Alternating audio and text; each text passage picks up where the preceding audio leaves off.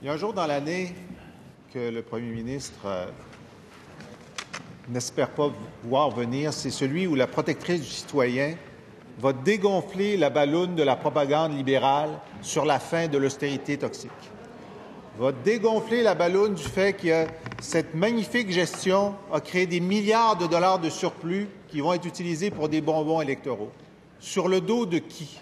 La protectrice est très claire.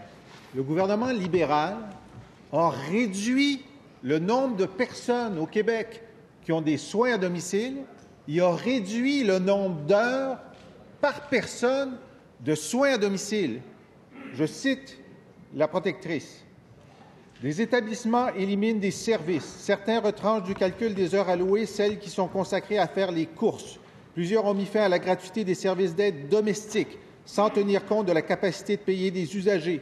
Dans d'autres cas, on exige une implication sans cesse accrue des aidants naturels, parfois au détriment du respect de la dignité et de l'intimité de la personne aidée. Le premier ministre et son gouvernement devraient avoir honte d'avoir ce bulletin aujourd'hui qui dit qu'alors qu'ils ont augmenté de 125 000 $ par médecin leur rémunération, qu'ils ont plein de surplus, ils ont réduit les services aux aînés. Qu'a à répondre le premier ministre? Juste vous demander de faire attention aux épithètes dans les questions, en préparation des questions. Monsieur le premier ministre. J'encourage mon collègue à lire les rapports sur le même sujet produits à l'époque où son parti politique occupait le gouvernement. Il va constater que les problèmes étaient encore plus massifs, Monsieur le Président, et encore plus importants.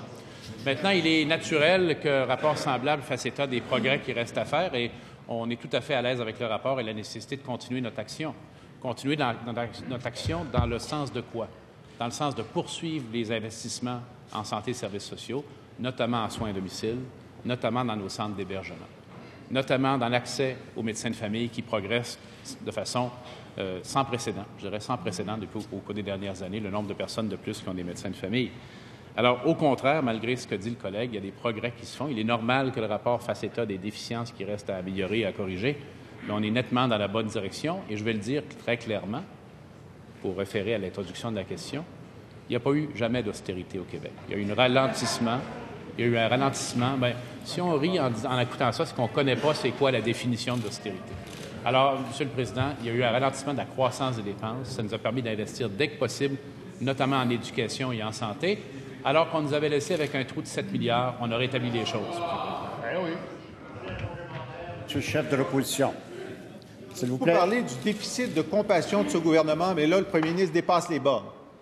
De dire à des gens qui se sont fait couper leurs heures de service à domicile, qu'il n'y a pas d'austérité, qu'il y a des progrès. Une des techniques utilisées dont la protectrice parle, on dit à quelqu'un avec les nouvelles balises, vous avez moins besoin d'heures, en bas de 5. Puis en bas de 5, on en note 0. En bas de 5, c'est 0. Est-ce qu'il est fier de ça, le premier ministre?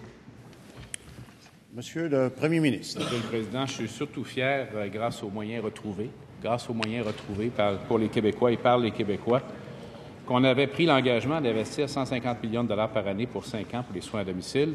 On est déjà à plus d'un demi-milliard de dollars investis dans les soins à domicile et nous sommes en direction pour atteindre l'objectif que nous étions fixés.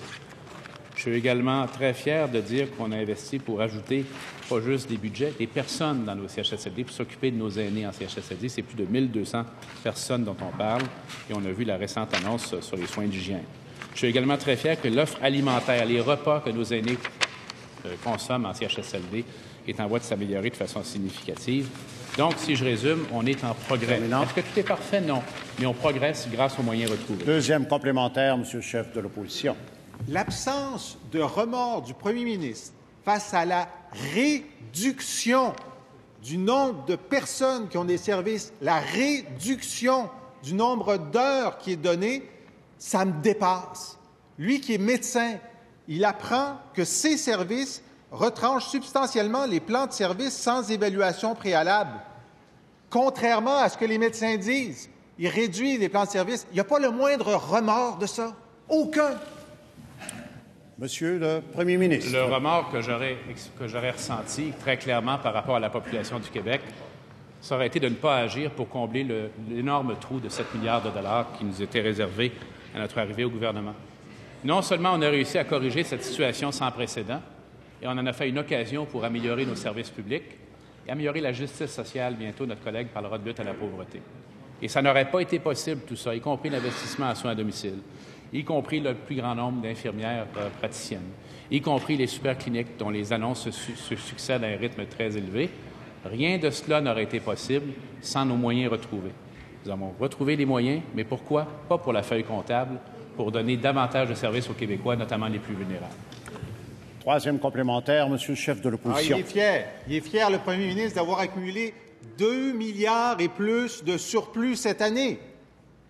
Mais est-ce qu'il sait là, que cette dame âgée atteinte de la maladie d'Alzheimer s'est fait couper son soin à domicile de 8 heures par semaine parce que son ministère lui a dit, compte tenu des ressources disponibles, mon ministre m'a coupé mes budgets, donc madame malade d'Alzheimer, 8 heures de moins.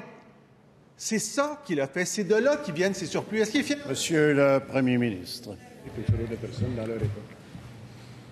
Monsieur le Président, je vais réitérer encore une fois que justement parce que nous sommes préoccupés par la situation des aînés, justement parce que nous sommes préoccupés par la situation des jeunes en difficulté, justement parce que nous sommes préoccupés par les personnes qui n'avaient pas de médecin de famille, voilà pourquoi il fallait agir. Mais en parler, comme a fait le Parti québécois depuis des années, sans agir et sans moyens, c'est inutile. C'est du vent, c'est des moulins à vent, beaucoup de bruit, mais rien sur le terrain. Nous avoir donné les moyens collectifs de reprendre une croissance prévisible et régulière en santé et en éducation, avec de nouveaux services directs à la population, de nouvelles personnes dans nos écoles, de nouvelles personnes dans nos CHSLD pour s'occuper de nos aînés. Ça, c'est la réalité. Et, Monsieur le Président, c'est ça que la population veut.